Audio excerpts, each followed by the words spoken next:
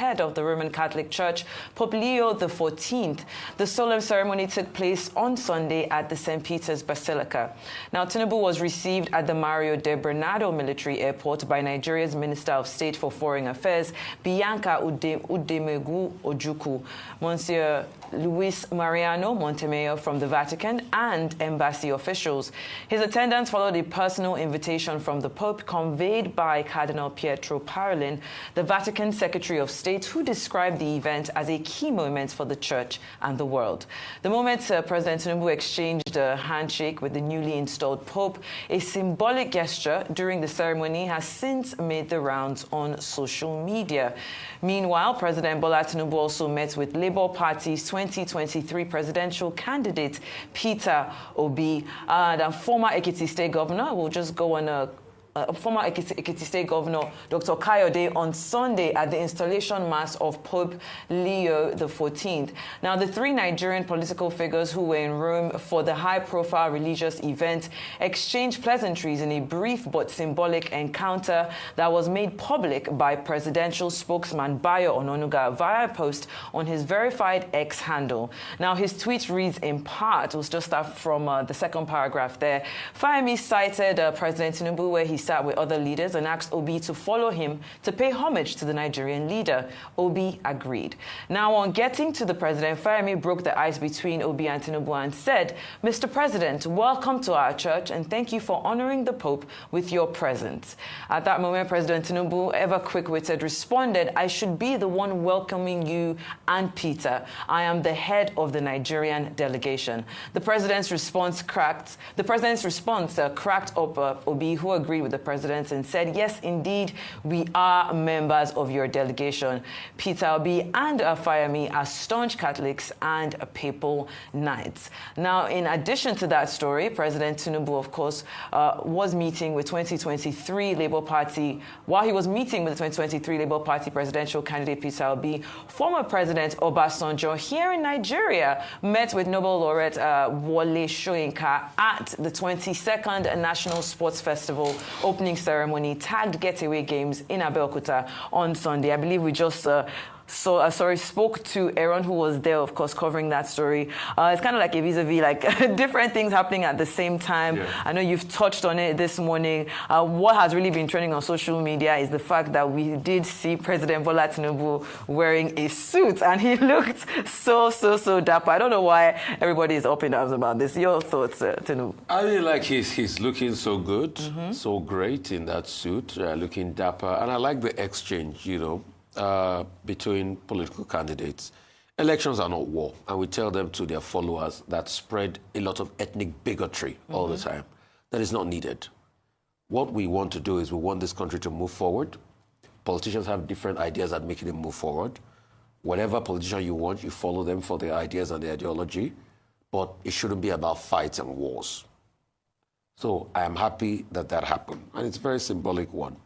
Also, I'm also happy about Professor Wole Soyinka and Olusegun Obasanjo. But anyway, Dr. Bati, will have to help me on this because we need to settle this conversation about who is older. Because when they were in school, Professor Soyinka claimed that they used to call Chief Olusegun Obasanjo Bodashegun.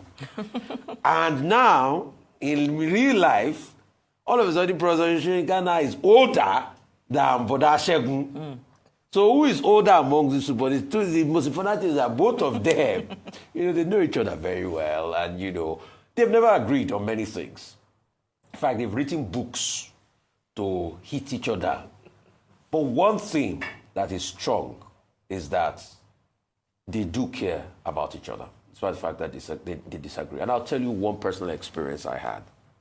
I was once at an event, I think it was the burial ceremony of former Governor Donald Duke's mother. And Professor Soyinka's wife, was also there with us. And Chief Olusegun Obasanjo was there. And he met Professor Soyinka's work, and he greeted her warmly. And he was even asking about Professor Soyinka. And he said, "Send my regards, to him." Many other people too were there. Former Governor of Lagos State, Chief James Onanife-Ibori, former Governor of Edo State was there and all of that. So it shows that there's that cordial. And only seeing this, it just shows that Yes, they might disagree on things, but the most important thing is that we shouldn't be disagreeable. We have the right to be able to disagree. So I'm happy that this footage, is coming out there. So I like the fact that it's all love and blah, blah. It doesn't mean that things will not get heated or when politics starts again. Of course. But I would like to know President Tinubu's tailor.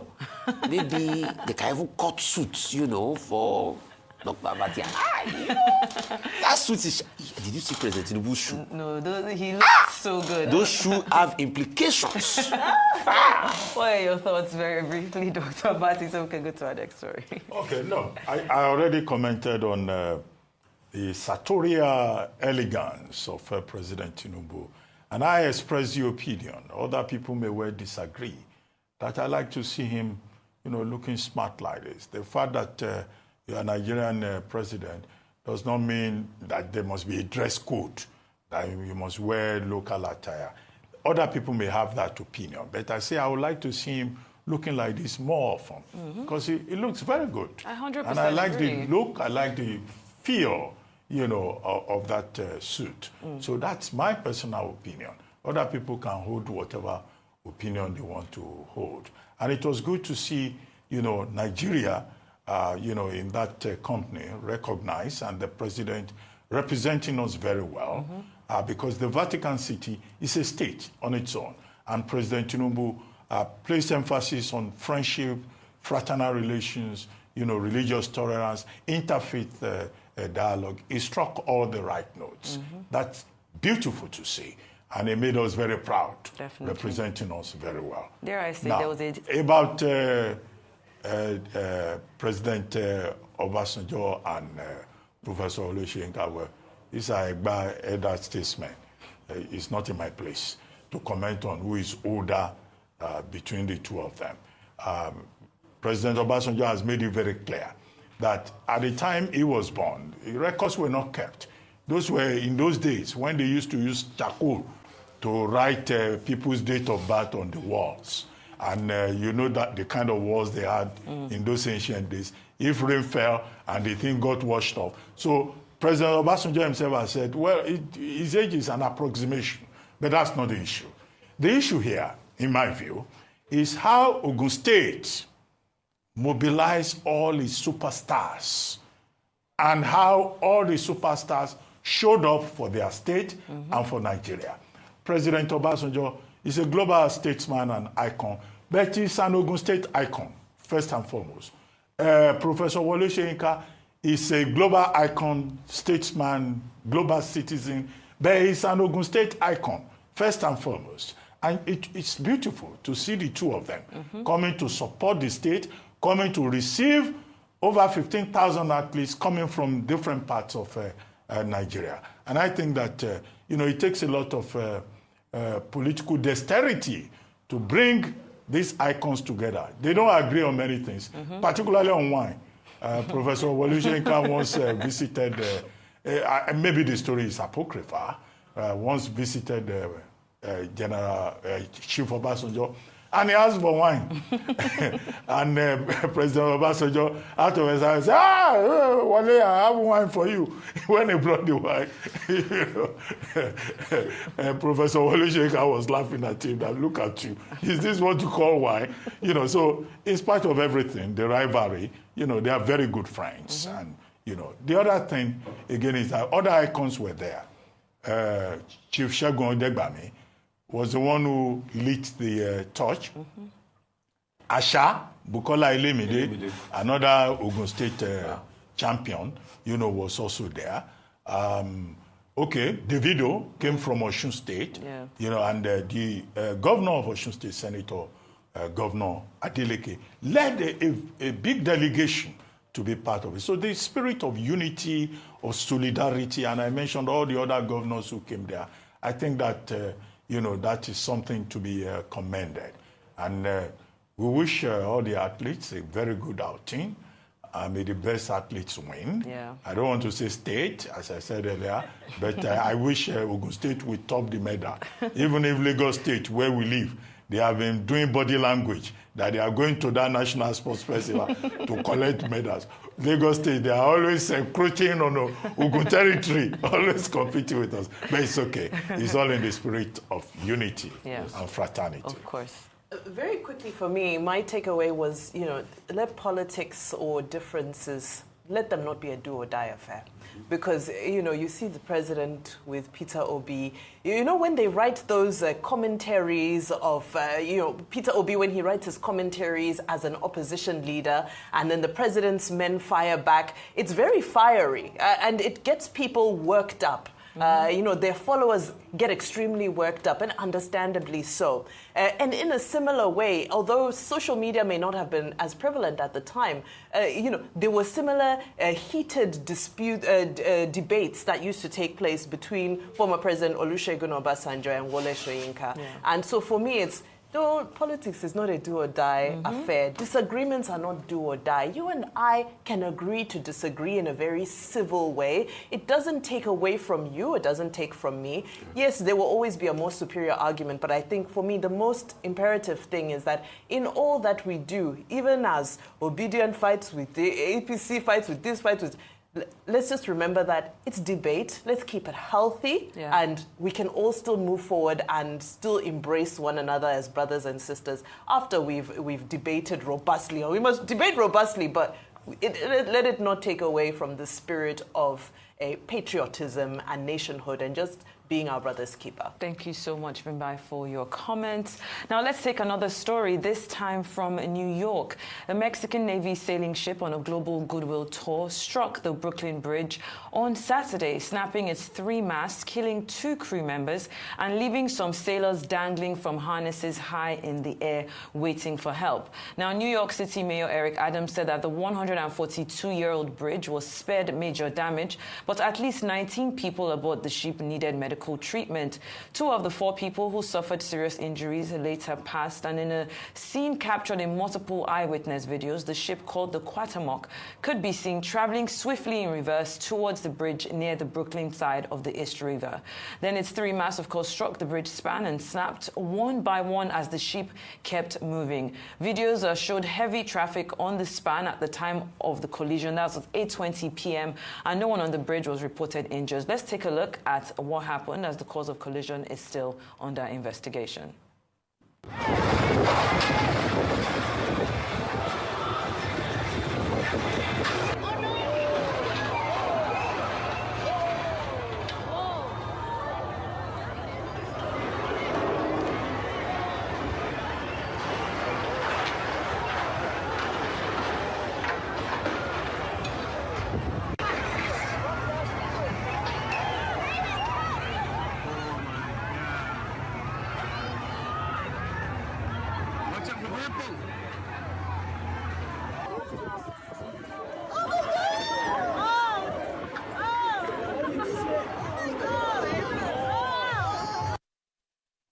Of course, 2 people, unfortunately, have passed away from this incident, and it was unclear exactly what caused the ship to veer. Of course, the New York, the police department, of course, special operations are still looking into this, trying to find out what happened. But these videos went, viral on Saturday because of just the sheer magnitude of the damage that happened, and of course could have happened if they didn't go in reverse. We'll start again with you, Rufai. Your thoughts?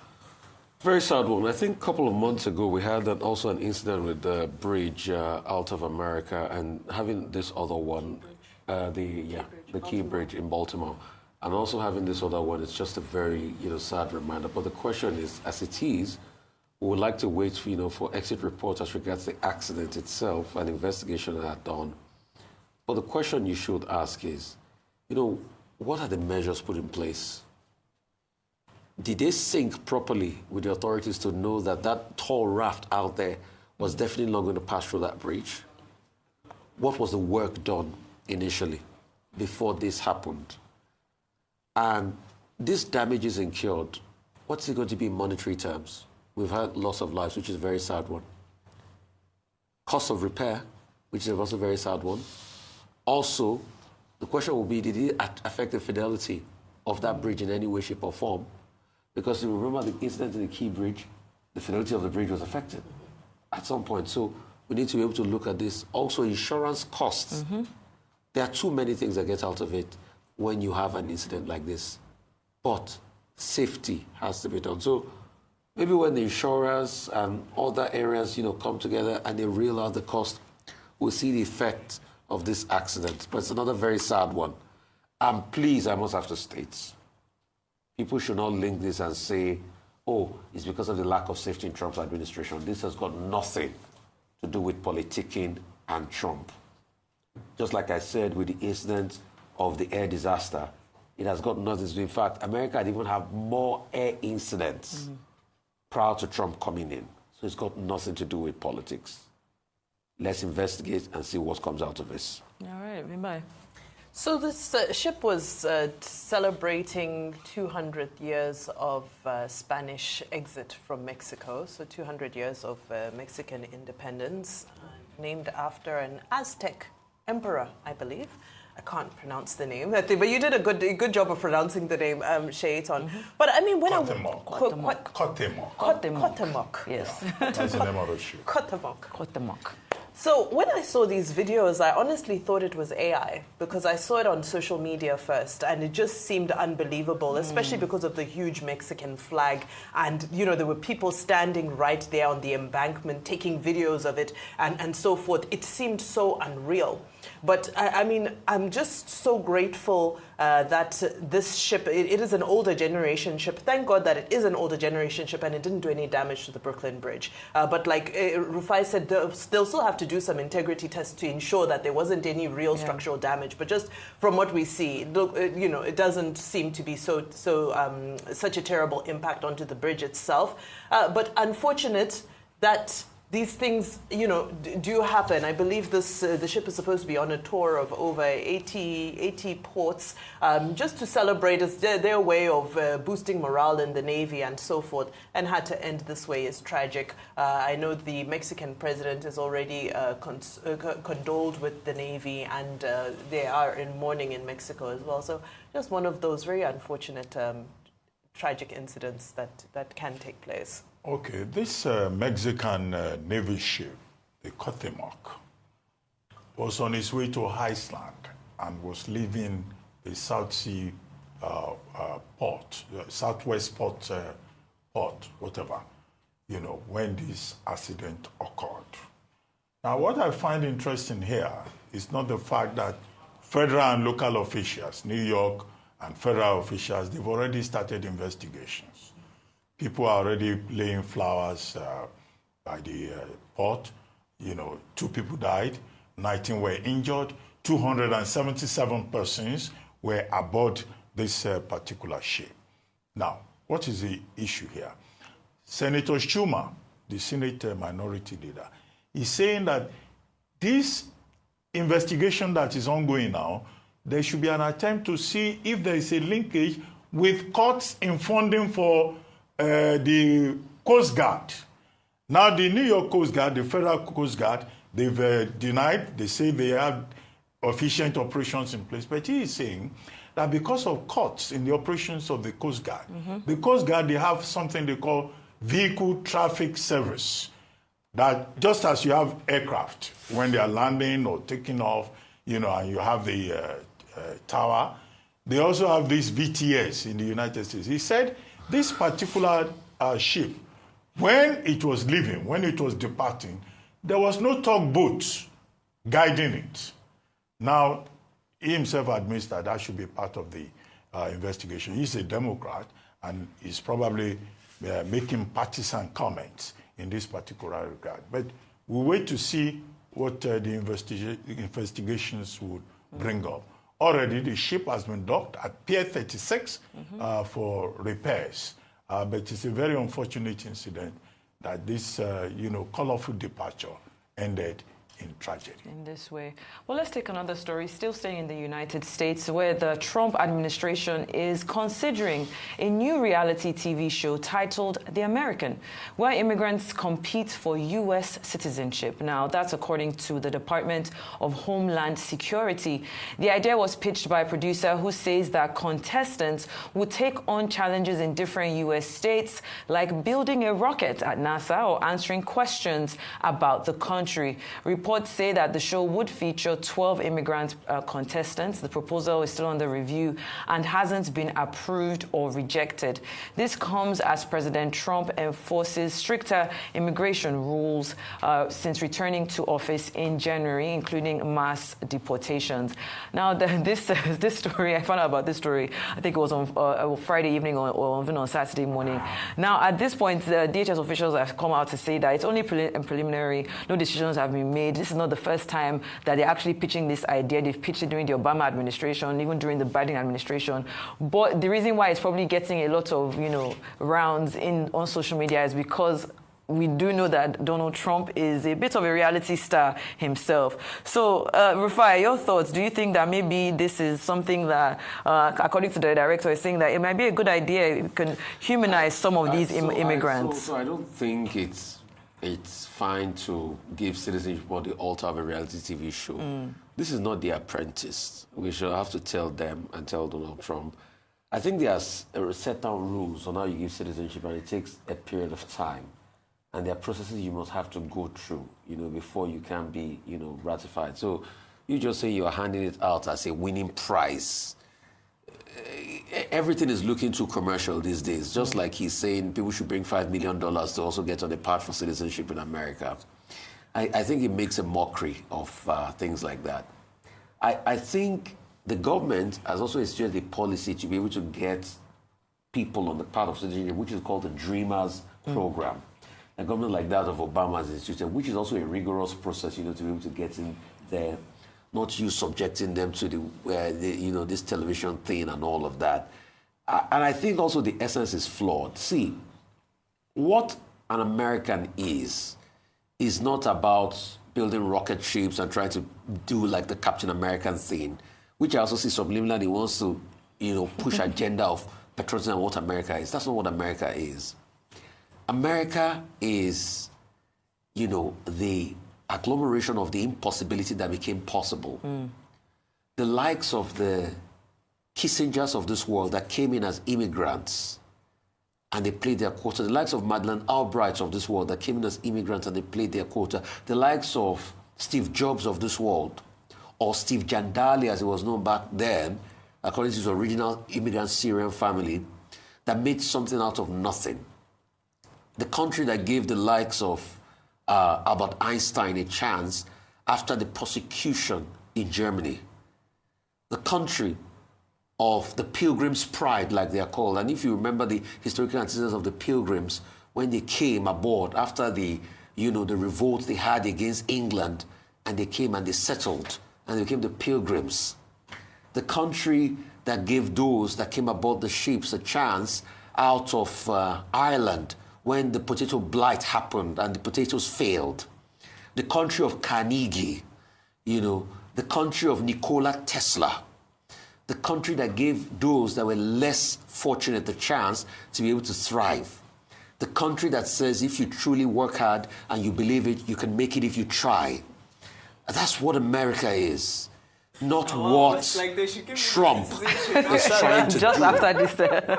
And that's the American exceptionalism we saw in America. Yeah. It's not the America of high-handed Monroe doctrine that feels it could torpedo the world.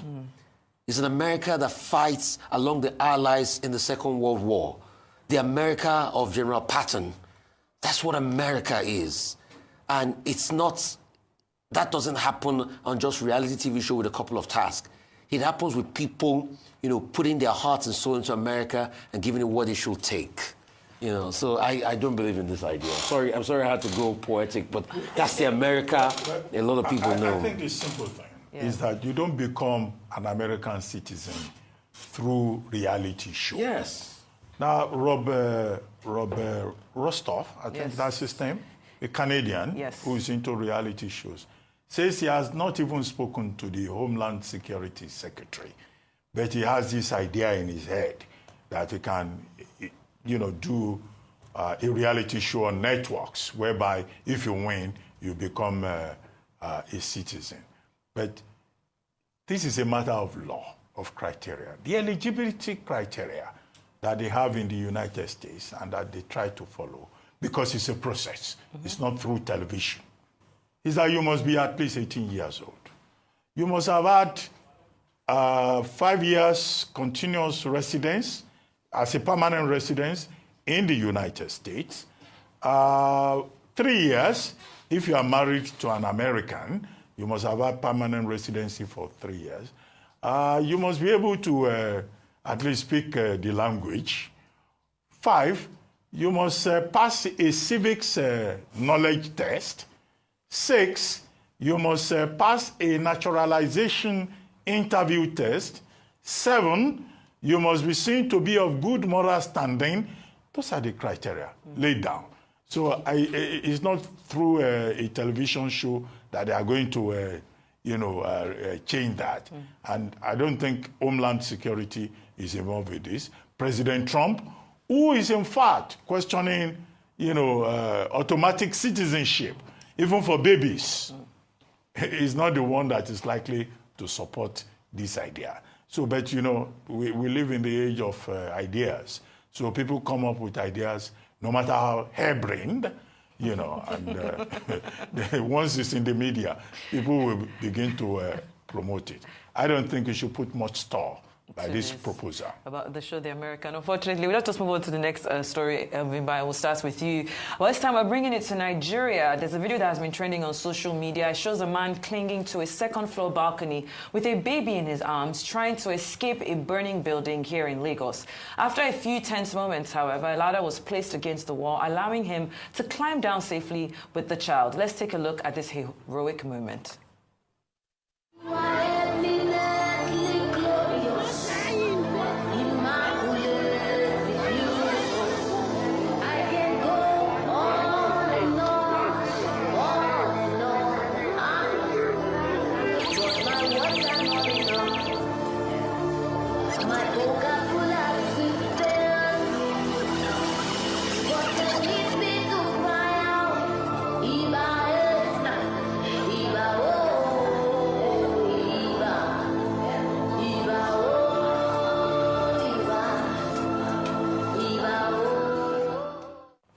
All right, then as you can see, I mean, I have done everything in my power trying to get this man's name, because I believe that he should be celebrated. Just hanging on to that child, with one arm. I go to the gym, but I don't even know if I would have the upper body strength and even just the courage to do something like that. So we're just taking this opportunity on, on what's trending to acknowledge everyday heroes like this that, are courageous. Vimba, let's start with you. Yeah, not all heroes wear capes. Yes. Yeah, this is so beautiful. And, we preach about, I'm sounding like a motivational speaker today, but, we speak about Ubuntu, the spirit of being your brother's keeper, your sister's keeper. And especially in this era of social media, where the first thing that happens when anybody sees some sort of tragedy is they want to record it. And this man had the presence of mind to say, no, something needs to be done in this very moment. I just wish that more of us can emulate this. How much are you willing to help in a moment of trouble? We may not all have the physical ability to do what he did, but there's always something that can be done in a moment of emergency and a moment of trouble. But the other thing as well, just to highlight, Lagos State government, let's also check that our buildings have fire escapes. Where so many buildings are going up in various places, but a lot of them don't have emergency fire escape. There has to be a staircase outside the house, anything above 1 story, that leads you out for this kind of scenario. So I think in our going around and, demolishing buildings that don't meet standards and all of that, I've noticed a lot of tall buildings that don't have a sufficient number of fire exits, doors themselves, and then that staircase, that outdoor staircase for this type of emergency. Smoke detectors, fire extinguishers, I know those ones are standard, but what I have noticed is going around with the new buildings especially, you don't see a lot of fire emergency exits, which is very concerning. All right, then, let's take our last story just because of time. Afrobeat superstar Davido this past weekend broke down in tears as he gave an emotional speech at the wedding of his manager, Asa Asika. Asa has been with Davido since the start of his career, although there was a period where both men fell out. Now, in a video that is going viral on social media, the OBO crooner could be seen wiping his eyes as he spoke at the traditional wedding on Saturday. Let's take a look.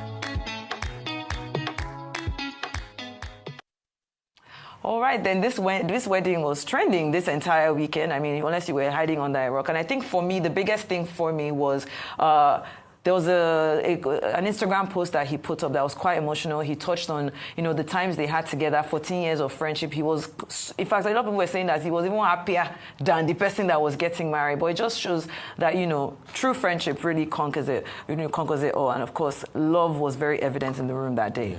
Yeah, I mean, it speaks to the kind of heart Davido's got.